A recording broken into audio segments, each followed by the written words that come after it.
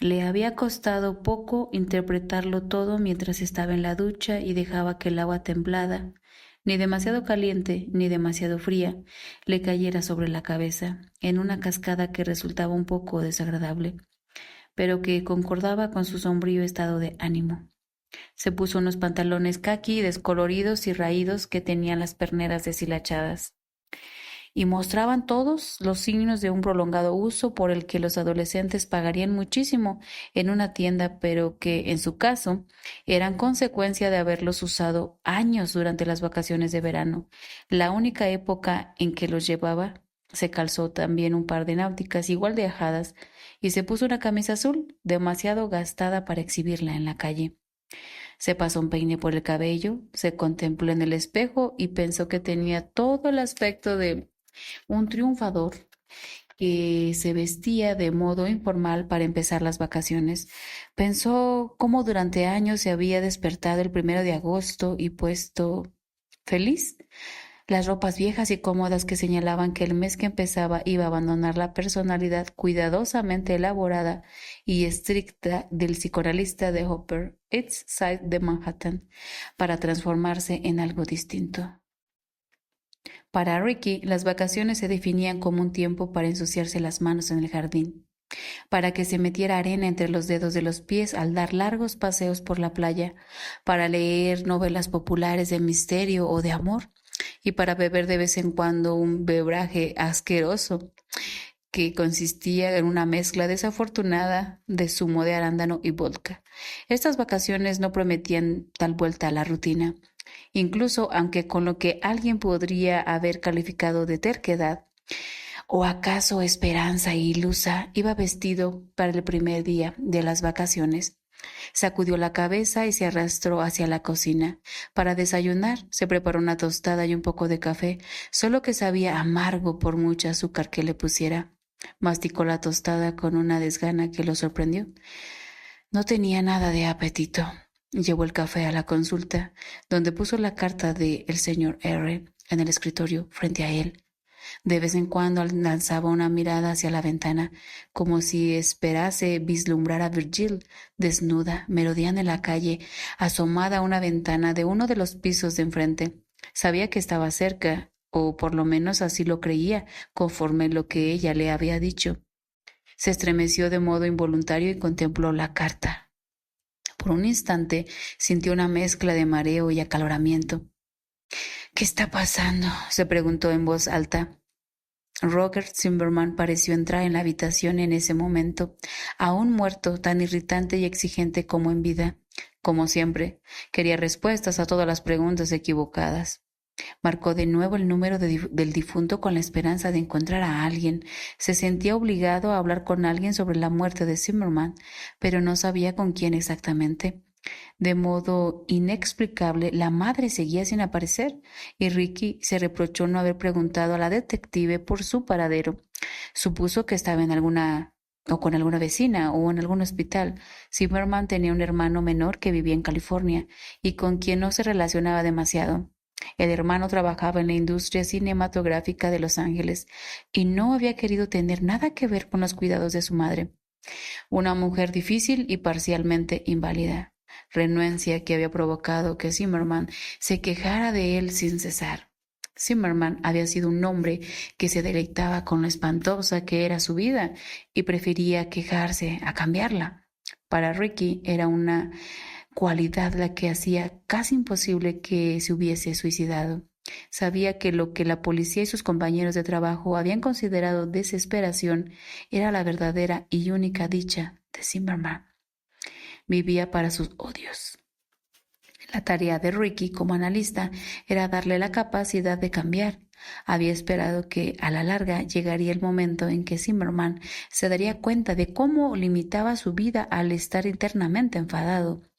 El momento en que el cambio fuera posible habría sido peligroso, porque probablemente la idea de que no necesitaba dirigir su vida del modo en que lo había hecho, Zimmerman habría sufrido una depresión importante. Habría sido vulnerable entonces, cuando por fin se hubiera dado cuenta de la cantidad de días desperdiciados. Comprender eso podría haberle provocado una desesperación real y acaso mortal. Pero para ese momento faltaban muchos meses y más probable aún muchos años. Zimmerman acudía todos los días a su consulta pensando que el análisis era solo una oportunidad de desahogarse 50 minutos, como el silbato de vapor de una locomotora a la espera del tirón del maquinista. Lo poco que había logrado percibir lo había usado para preparar nuevas vías para su cólera. Quejarse le divertía. No estaba acorralado ni agobiado por la desesperación. Ricky sacudió la cabeza. En 25 años había tenido 3 pacientes que se habían suicidado. A 2 de ellos se le habían enviado por todos los síntomas clásicos del suicida potencial y solo los habían tratado poco tiempo antes de que acabaran con sus vidas. En esas ocasiones se había sentido impotente, pero era una impotencia libre de culpa.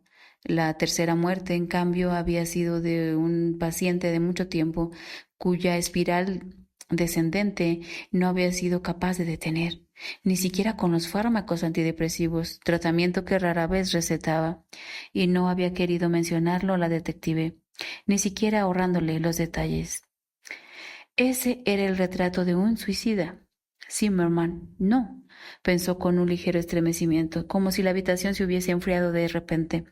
Pero la idea de que hubieran empujado a Zimmerman bajo un metro para enviarle a él una advertencia era mucho más horrenda. Le partía el alma. Era la clase de idea que evocaba una chispa alcanzando un charco de gasolina, una idea imposible de transmitir con verosimilitud.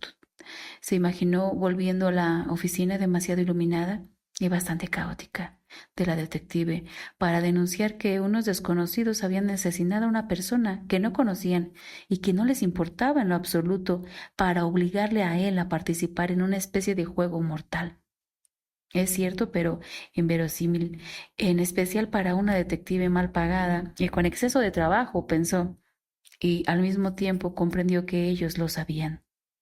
El hombre que decía llamarse señor R y la mujer que se apodaba Virgil sabían que no había ninguna prueba sólida que los relacionase con este crimen horrendo, aparte de las cosas alegadas por Ricky.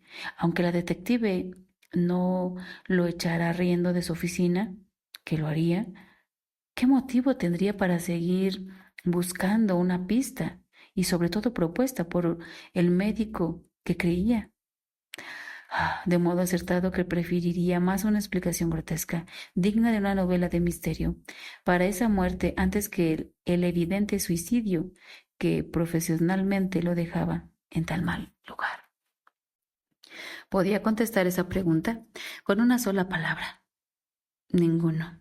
La muerte de Zimmerman había sido planeada para contribuir a la de Ricky, y nadie lo sabría, salvo él.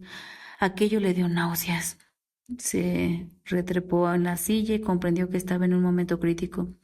En las horas pasadas desde la aparición de la carta en la sala de espera, se había visto atrapada en una serie de hechos sobre los que carecía por completo de perspectiva. El análisis requería ciencia, paciencia, y ahora él no tenía ninguna. Requiere tiempo y tampoco disponía de él. Miró el calendario que le había dado Virgil. Los 14 días que quedaban parecían un periodo demasiado corto. Pensó un instante en un condenado en el corredor de la muerte, al que comunican que finalmente el gobernador ha firmado su sentencia con la fecha, la hora y el lugar de la ejecución. Era una imagen demoledora, y la apartó diciéndose que, hasta en la cárcel, los hombres luchan por sobrevivir. Inspiró con fuerza. El mayor lujo de nuestra existencia, por miserable que sea, es que no sabemos los días que nos han tocado en suerte, pensó. El calendario que había sobre el escritorio parecía burlarse de él. No es un juego, dijo a nadie. Nunca lo ha sido. Tomó la carta del señor R y examinó el poemita. Es una pista, se dijo, la pista de un psicópata. Mírala con atención. un retoño y sus padres a su lado. Bueno, pensó, es interesante que el autor utilice la palabra retoño, porque así no especifica el sexo. El padre soltó amarras, se largó. El padre se marchó, soltar amarras. Podría ser de forma literal o simbólica, pero en cualquier caso el padre dejó a la familia. Fueran cuales fueran las causas del abandono, señor R. debía de haber albergado su resentimiento durante años. Tuvo que ser alimentado por la madre que se quedó sola. El Ricky había colaborado en el desarrollo de una rabia que había tardado años en volverse asesina. Pero, ¿de qué manera? Eso era lo que tenía que averiguar. Llegado a ese punto, pensó que el señor R. era hijo de algún paciente. La pregunta era, ¿qué clase de paciente? Un paciente infeliz y fracasado, evidentemente. Alguien que había interrumpido el tratamiento, lo más seguro. Pero, ¿qué posición ocupaba el paciente? ¿La madre que se quedó con los hijos sola y resentida? ¿O el padre que se había abandonado a su familia? ¿Había fracasado en el tratamiento de la mujer abandonada? ¿O había dado ímpetu al hombre para dejar a su familia? Era un poco como la película japonesa Radbomb, en que se examina el mismo hecho desde posiciones diametralmente opuestas, con interpretaciones muy dispares. Él había interpretado un papel en una situación que desembocaba en una cólera asesina, pero no sabía en qué bando. Ricky pensó que todo debió de ocurrir 20 o 25 años atrás, porque el señor R, que convertirse en un adulto y también obtener los recursos necesarios para planear su venganza. Se preguntó cuánto tiempo tardaría en forjarse un asesino. ¿10 años? ¿20? ¿Un solo instante? No lo sabía, pero supuso que seguiría averiguándolo. Eso le proporcionó la primera sensación de satisfacción. Después de que había abierto la carta en la sala de espera, lo invadió una sensación que no era precisamente de confianza, sino de capacidad. Lo que no logró ver fue que en el mundo real y mugriento de la detective estaba perdido, superado y fuera de lugar, y que una vez había vuelto al mundo que conocía, al mundo de la emoción y la acción definidas por la psicología, se sentía cómodo. Zimmerman, un hombre desdichado y necesitado de mucha ayuda, desapareció de sus pensamientos. Pero Ricky no se percató de una segunda cosa, lo que podría haberlo parado en seco. Comenzaba a participar en el juego y en un terreno concebido a propósito para él, como señor R. había predicho que lo haría. Un analista no es como un cirujano que puede observar el monitor de ritmo cardíaco y comprobar con su éxito o fracaso con el paciente a partir de los pitidos de una pantalla. Las mediciones son mucho más subjetivas. La curación, una palabra con toda clase de absolutos ocultos, no va unida a un tratamiento analítico, a pesar de que la profesión emplea muchas conexiones médicas. Ricky había retomado la tarea de redactar una lista. Había tomado un periodo de 10 años, desde 1975, cuando empezó su trabajo como residente, hasta 1985, y anotaba el nombre de todos aquellos a quienes había tratado en ese lapso de tiempo. Descubrió que era bastante fácil, mientras avanzaba año a año, recordar los nombres de los pacientes de hacía tiempo, aquellos que se habían sometido a análisis tradicionales. Esos hombres le venían a la cabeza y le satisfacía poder recordar los rostros, voces y detalles sobre sus situaciones. En algunos casos recordaba los nombres de los cónyuges, familiares, hijos, dónde trabajaban y dónde se habían creado, además de su diagnóstico clínico y la evaluación de su problema. Todo aquello le parecía muy útil, pero dudaba que nadie que se hubiera sometido a un tratamiento largo hubiera dado lugar a una persona que ahora lo amenazara. Señor R. debía de ser hijo de alguien cuya relación había sido menos estrecha, alguien que dejó el tratamiento de golpe, alguien que había dejado de acudir a su consulta tras unas pocas sesiones. Recordar esos pacientes era una tarea difícil. Se sentó en su despacho con un bloc delante, estableciendo asociaciones mes a mes mientras trataba de imaginar a personas de hacía un cuarto de siglo. Era el equivalente psicoanalítico a levantar pesas. Los nombres, las caras y los problemas le volvían despacio a la memoria. Deseó haber llevado unos archivos mejor organizados, pero lo poco que había podido encontrar, las contadas notas y documentos que conservaban de ese periodo, eran todos de pacientes que habían seguido un tratamiento. Y a su propio modo, con el paso de los años, se sinceraron con él, dejando huella en su memoria. Tenía que encontrar a la persona que le había dejado una cicatriz, enfocada en el dilema de la única forma que sabía. Admitía que no era demasiado eficiente, pero no se le ocurría otro modo de actuar. Se trataba de un proceso lento y los minutos de la mañana se evaporaban en silencio a su alrededor. La lista que estaba elaborando crecía de forma azarosa. Un observador lo habría visto algo inclinado en la silla con el bolígrafo en la mano, como un poeta bloqueado que buscara una rima imposible para una palabra como impávido. Ricky trabajó mucho y solo. Se acercaba a mediodía y cuando sonó el timbre de la puerta, el sonido pareció sacarlo de su concentración. Se enderezó con brusquedad y notó que los músculos de la espalda se le tensaban y la garganta se le secaba de repente. El timbre sonó una segunda vez, lo que indicaba que era alguien que desconocía la llamada asignada a sus pacientes. Se levantó y salió de la consulta, cruzó la sala de espera y se acercó con cautela a la puerta, que tan pocas veces cerraba con llave. En medio de la hoja de roble había una mirilla, que no recordaba cuándo había usado por última vez, a la que acercó el ojo mientras el timbre sonaba por tercera vez. En el umbral había un joven con una camisa azul de Federal Express, manchada de sudor, que sujetaba un sobre y una tablilla en la mano. Cuando parecía a punto de marcharse, algo irritado, Ricky abrió la puerta, pero sin quitar la cadena. ¿Sí?, preguntó. Traigo una carta para el doctor Starks. ¿Es usted? Sí, tiene que firmar.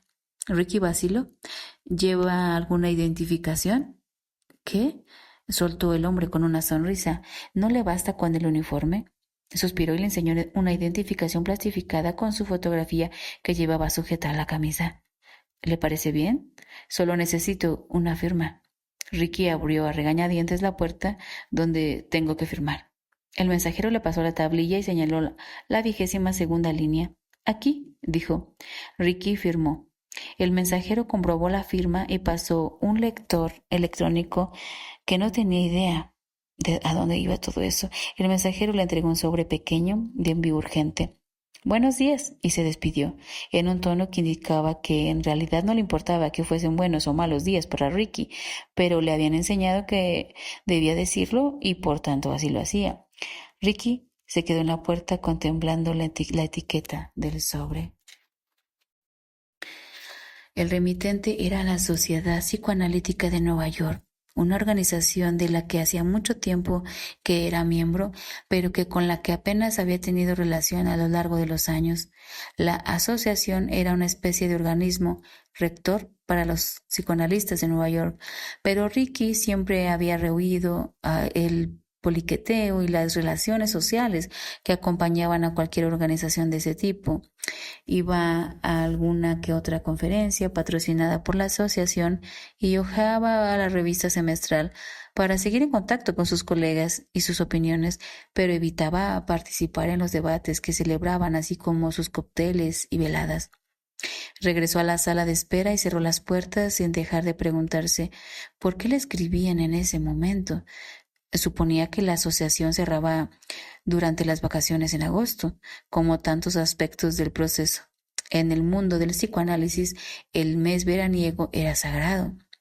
Ricky abrió el sobre acolchado. En su interior había un sobre tamaño carta con el membrete de la asociación en relieve en una esquina. Llevaba su nombre mecanografiado y en la parte inferior figuraba una única línea: por mensajero urgente. El sobre contenía 2 hojas, la primera llevaba el membrete oficial y era una carta del presidente de la asociación, un médico unos 10 años mayor que él y a quien conocía ligeramente. No recordaba haber hablado con ese hombre, solo un apretón de manos y la cortesías de rigor. Leyó deprisa. Estimado doctor Starks, tengo el desagradable deber de informarle de que la Sociedad Psicoanalítica ha recibido una queja importante con respecto a su relación con una antigua paciente. Le adjunto una copia de la carta de denuncia. Según las normas de la sociedad, y tras comentar este tema con la dirección, he traspasado todo este asunto a los investigadores del Colegio de Médicos. Muy pronto recibirá noticias de ellos. Me permito recomendarle que consulte a un abogado competente lo antes posible. Confío en que podremos mantener la naturaleza de esta denuncia fuera del alcance de los medios de comunicación, ya que imputaciones como esta desacreditan a nuestra profesión. Ricky apenas miró la firma antes de pasar a la segunda hoja de papel.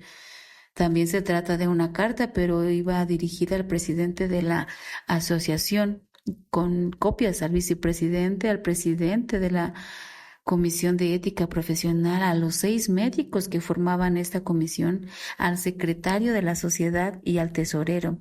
De hecho, como pudo observar Ricky, cualquier médico cuyo nombre estuviera vinculado de algún modo a la dirección de la sociedad había recibido una copia.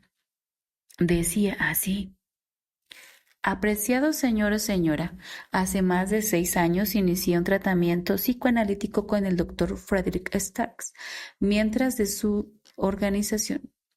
Pasados unos 3 meses, a razón de 4 consultas semanales, empecé a hacerme lo que podría considerarse preguntas o no inoportunas. Siempre eran sobre mis relaciones sexuales con mis diversas parejas, incluido el marido del que me separé. Supuse que esas preguntas formaban parte del proceso analítico y, sin embargo, a medida que avanzaban las consultas, seguía pidiéndome detalles cada vez más explícitos de mi vida sexual. El tono de esas preguntas iba adquiriendo matices pornográficos. Cada vez que intentaba cambiar de tema, me obligaba a reanudarlo, siempre con una mayor cantidad de detalles. Me quejé, pero contestó que el origen de mi depresión residía en mi incapacidad de entregarme por completo en los encuentros sexuales. Poco después de esa sugerencia, me violó por primera vez. Me dijo que si no accedía jamás me sentiría mejor. Practicar el sexo durante las consultas se convirtió en un requisito para el tratamiento.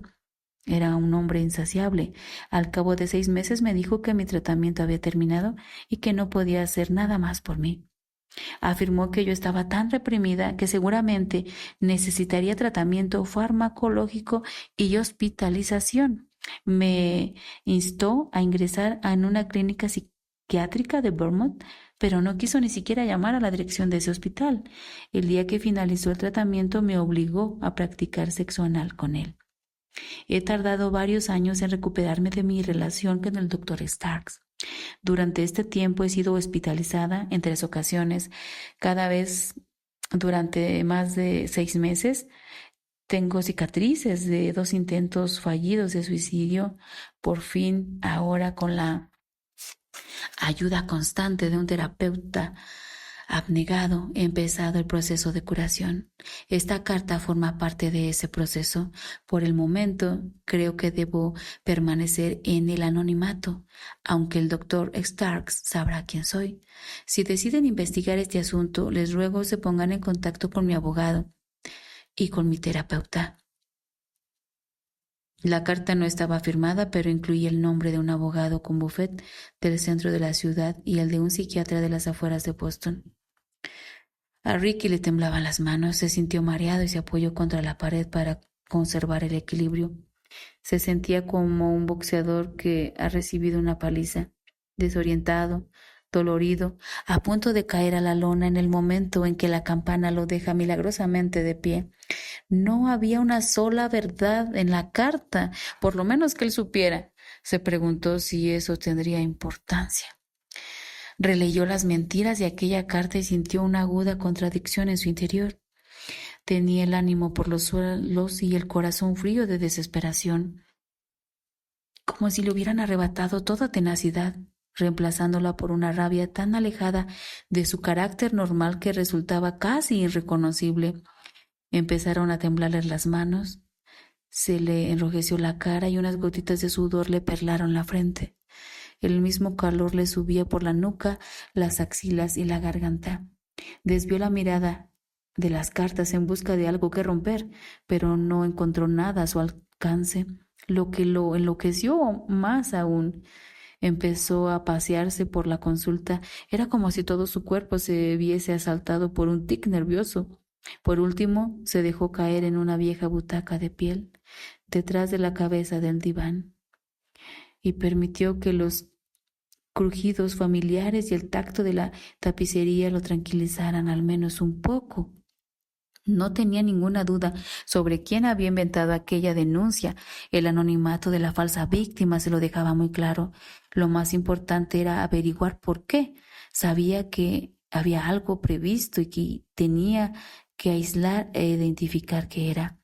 Ricky tenía un teléfono en el suelo, junto a la butaca, y se inclinó hacia él.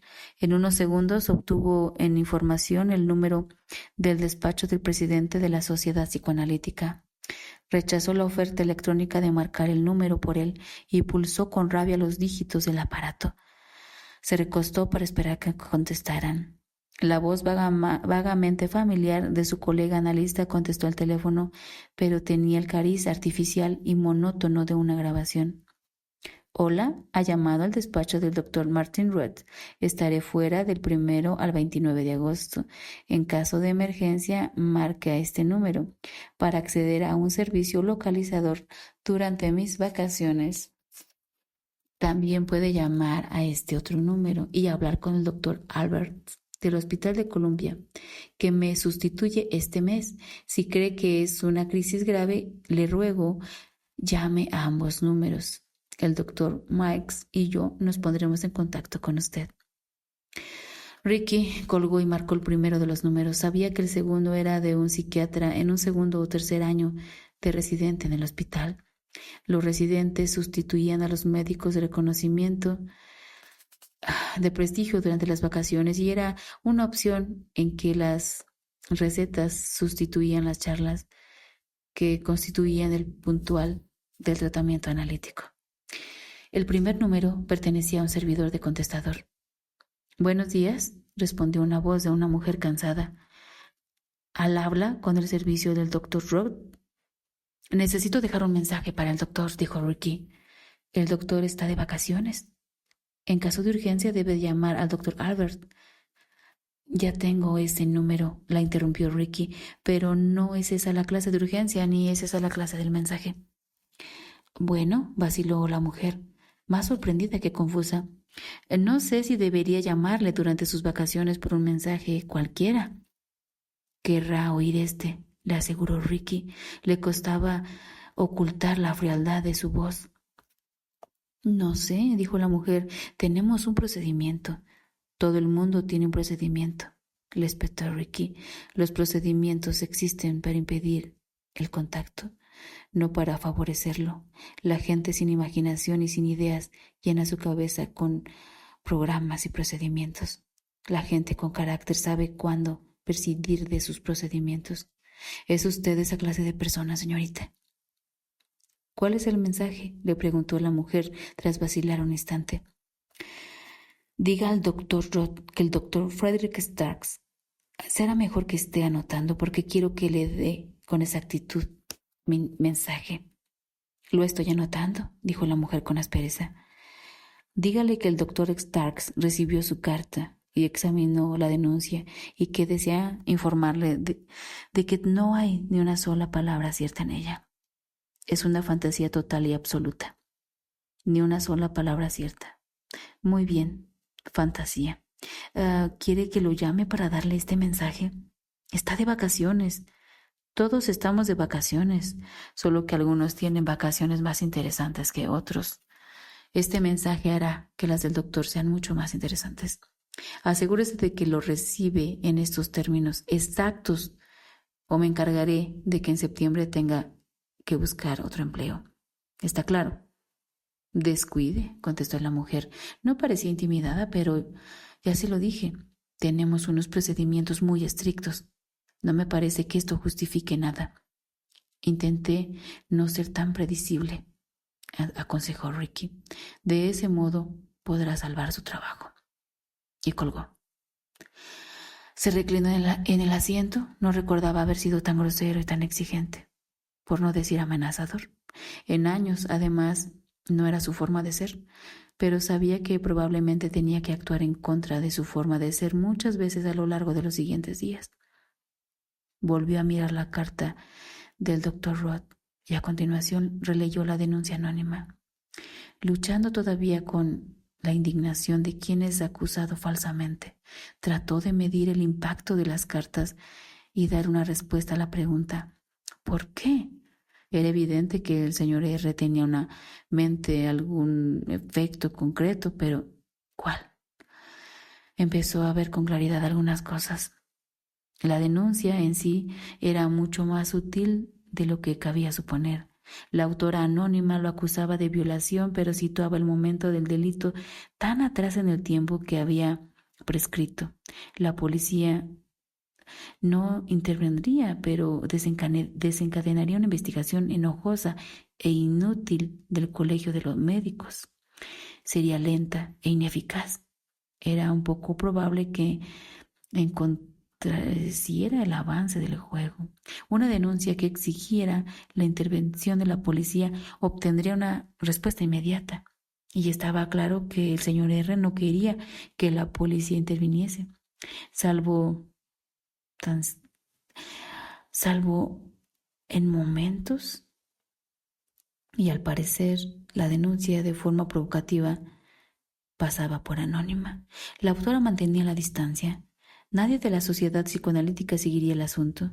Lo pasarían como al parecer habían hecho, a un tercer organismo y se lavarían las manos para evitar lo que podría ser una verdadera lacra para su reputación. Ricky leyó las 2 cartas por tercera vez y vio una respuesta. ¿Me quiere solo?, dijo en voz alta. Se recostó un instante y contempló el techo como si su blanco liso pudiese ofrecerle la claridad de algún modo. Hablaba solo y su voz parecía resonar huecamente en la consulta. No quiere que consiga ayuda. Quiere que juegue sin el mentor y quiere que juegue sin el menor apoyo. Por eso ha tomado medidas para asegurarse de que no pudiera hablar con nadie más de la profesión. Casi sonrió ante la índole modestamente diabólica del plan del señor R. Sabía que Ricky estaría trastornado por los interrogantes que rodeaban la muerte de Zimmerman. Sabía que sin duda estaría asustado por el allanamiento de su hogar y su consulta. Sabía que estaba inquieto e inseguro, quizás sobrecogido ante la rápida sucesión de los acontecimientos. Señor R. había previsto todo eso y especulado sobre la primera reacción de Ricky. Buscar ayuda. ¿Y a dónde hubieran recurrido? Habría querido hablar, no actuar, porque esa era la naturaleza de su profesión. Y por tanto habría acudido a otro analista, un amigo que pudiera servirle de caja de resonancia, alguien que habría vacilado y escuchado todos los detalles y ayudado a Ricky a revisar la multitud de cosas desencadenadas con tanta rapidez. Pero eso ya no ocurriría. La carta con las acusaciones de violación, incluida la gratuita y desagradable descripción de la última sesión, había sido enviada a la jerarquía de la Sociedad Psicoanalítica